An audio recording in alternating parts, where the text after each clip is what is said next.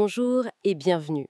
Aujourd'hui, on plonge dans deux émotions. Ouais, deux poids lourds, la culpabilité et la honte. Hmm, On a l'impression qu'elles se ressemblent beaucoup, on les confond tout le temps. c'est vrai. Pourtant, en regardant un peu les notes, les recherches qu'on a pu consulter, on voit bien que c'est pas du tout la même chose. Pas du tout, non. Alors notre objectif là, c'est de comprendre pourquoi c'est si important de les distinguer. C'est pas juste une histoire de psy, quoi. Non, non, c'est fondamental. C'est une clé pour mieux se comprendre, mieux agir.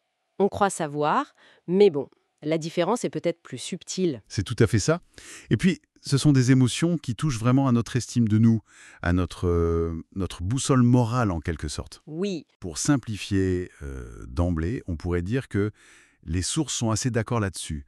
La culpabilité, c'est un peu comme une petite voix qui dit « j'ai fait quelque chose de mal ». d'accord, l'action. Voilà, ça pointe une action.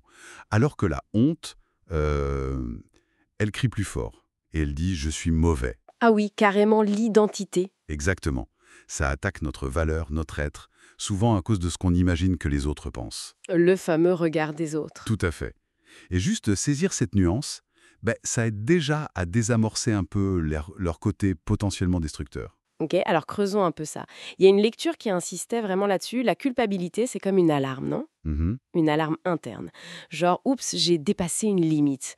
Par exemple, tiens, j'ai blessé quelqu'un avec mes mots. C'est concret, quoi. C'est ça, c'est lié à un comportement précis. Mais la honte, les textes la décrivent comme beaucoup plus, Envahissante. oui, envahissante, diffuse.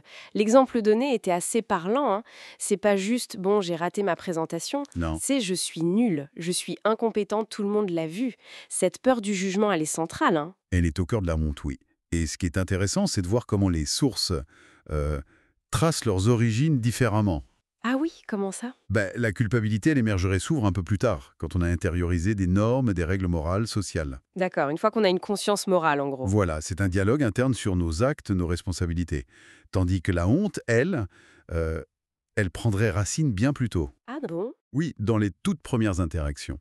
Les recherches parlent de regards désapprobateurs, de mots qui dévalorisent, répétés, Des expériences d'enfance, peut-être? souvent, oui.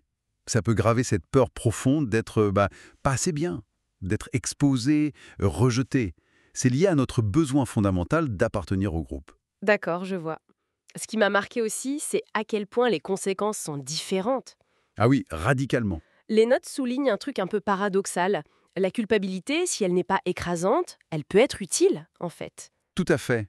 Constructive même. Elle nous pousse à réparer, à dire pardon, sincèrement. Parfois, ça peut même renforcer un lien après une dispute si on reconnaît sa faute. Mais exactement, on répare l'erreur. Mais la honte, alors là, c'est l'inverse. Ah oui. Elle nous fait rentrer dans notre coquille, on se cache pour pas montrer cette partie de nous qu'on juge mauvaise. Oui, et cet isolement, il est lourd de conséquences. Les études qu'on a vues sont claires là-dessus. Hmm. La honte chronique, c'est un terrain fertile pour l'anxiété, la dépression, et aussi ce fameux syndrome de l'imposteur. Ah oui, cette impression de pas être légitime. C'est ça, cette angoisse d'être démasqué. La honte, elle nous coupe des autres, et de nous-mêmes aussi, finalement. Bien sûr, faut nuancer. Une culpabilité trop forte, non gérée, ça peut aussi être toxique, hein. Absolument. Ça peut virer à l'autopunition, au perfectionnisme qui paralyse. Bon, alors comment on s'en sort? Est-ce qu'il y a des pistes? Les sources en proposent. Oui, et elles sont différentes pour les deux. Pour la culpabilité, l'idée générale, c'est de séparer l'acte de la personne. Ok.